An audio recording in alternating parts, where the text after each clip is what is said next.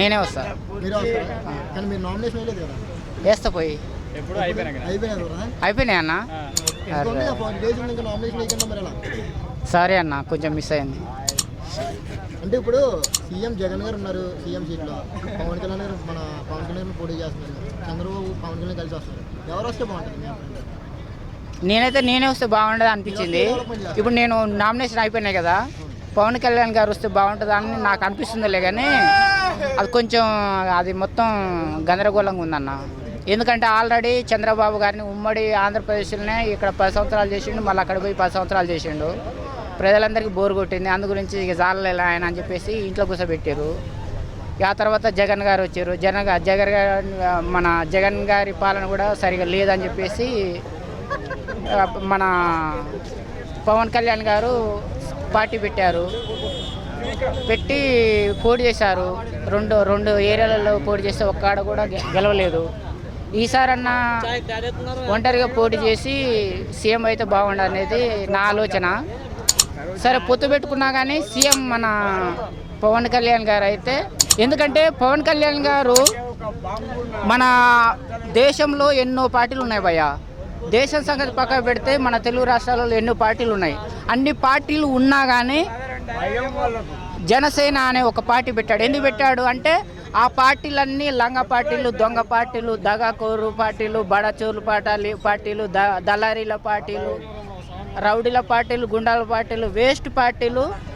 అందు గురించి ప్రజలకు న్యాయం జరగాలంటే నేనే ఒక పార్టీ పెట్టాలి, నేనే సీఎం కావాలి, అప్పుడే ప్రజలకి మంచి న్యాయం జరుగుతుంది అనే ఒక మంచి ఉద్దేశంతో పార్టీ పెట్టిన వ్యక్తి మళ్ళీ ఆయనతోటి పొత్తు పెట్టుకొని వీళ్ళతో పొత్తు పెట్టేసుకొని మళ్ళీ పొత్తు పెట్టుకొని ఆయన ఇప్పుడు అట్లా కాదన్నా, ఆయన ముఖ్యమంత్రి ఆల్రెడీ ఉమ్మడి ప్రదేశ్లో ఆల్రెడీ 10 సంవత్సరాలు చంద్రబాబు సీఎం చేశాడు. మళ్ళీ అక్కడ ఉమ్మడి ప్రదేశ్ విడిపోయిన తర్వాత కూడా మళ్ళీ 5 సంవత్సరాలు చేశాడు. చేసిన తర్వాత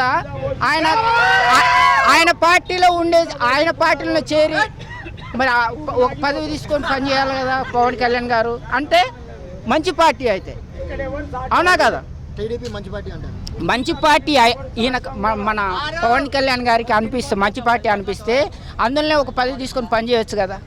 చాలా కాంగ్రెస్ ఉంది, బీజేపీ ఉంది, టీడీపీ ఉంది, టీఆర్ఎస్ చాలా ఉన్నాయి కదా.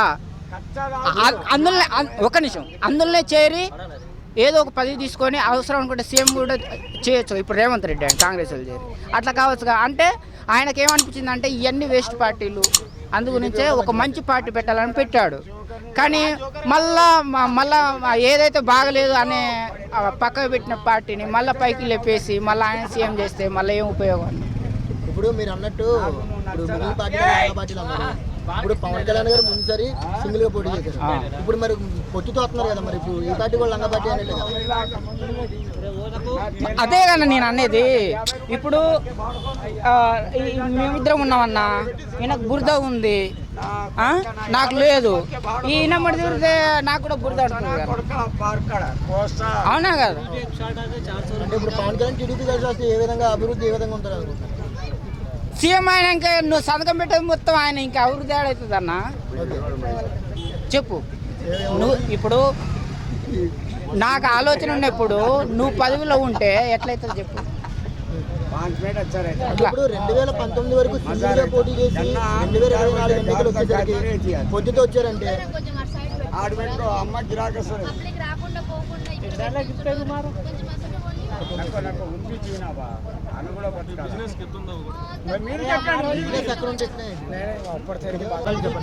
అంటే ఇప్పుడు 2019 దాకా సింగిల్ గా పోటీ చేసిన పవన్ కళ్యాణ్ గారు ఇప్పుడు పొత్తుతో వస్తున్నారు కదా, దీనిపై ఏంటి అసలు ఈ విధంగా? అంటే ఇప్పుడు అందుకనే విమర్శలు వచ్చేది కల్తీ లాగా. సరే, ఈ ఒక ప్రయత్నం చేశాడన్న, సింగిల్గా పోయాడు, పోటీ చేశాడు, అది ఫెయిల్ అయింది.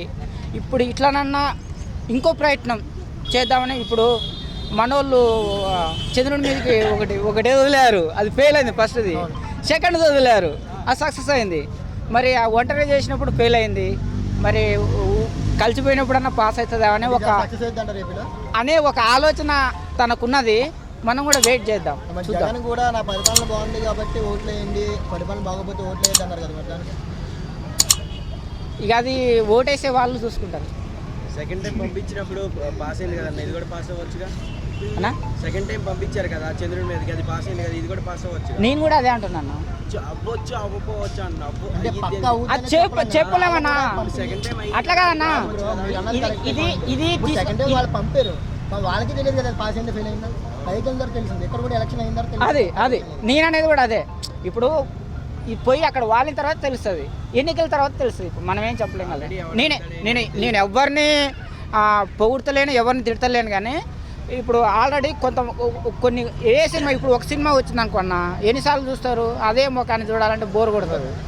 అట్లనే రాజకీయ నాయకులు కూడా ఇప్పుడు సోషల్ మీడియా వచ్చిన తర్వాత బోర్ కొడుతున్నాయి. 5 సంవత్సరాలు ఈయన ఉండాలి, ఈయన పక్క పెట్టాలి, మళ్ళీ కొత్త ఆయన తీసుకురా, ఒక 5 సంవత్సరాలు ఆయన పెట్టాలనే ఒక కొత్త ట్రెండింగ్ యువకులు.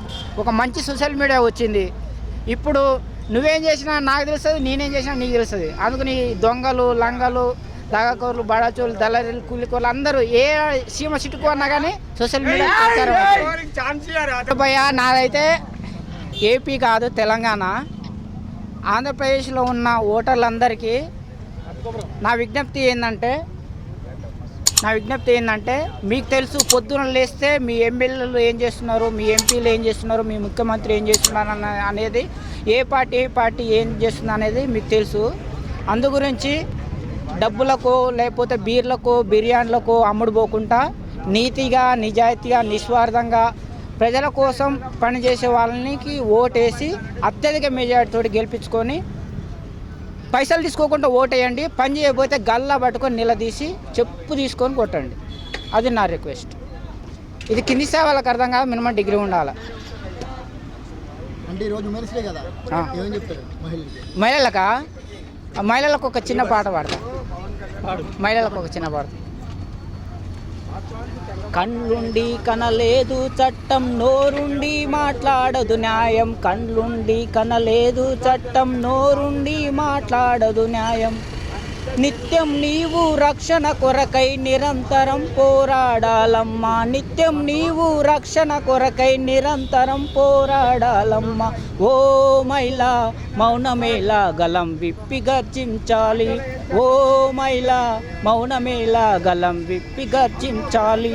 ప్రశ్నించాలి, ఎదిరించాలి, యుద్ధంకైనా సిద్ధపడాలి. ప్రశ్నించాలి, ఎదిరించాలి, యుద్ధంకైనా సిద్ధపడాలి. ఓ మహిళ మౌనమేలా గలం విప్పి గర్జించాలి. అందుగురించి ప్రపంచంలో ఉన్న మహిళలందరికీ అంతర్జాతీయ మహిళా దినోత్సవ శుభాకాంక్షలు. హ్యాపీ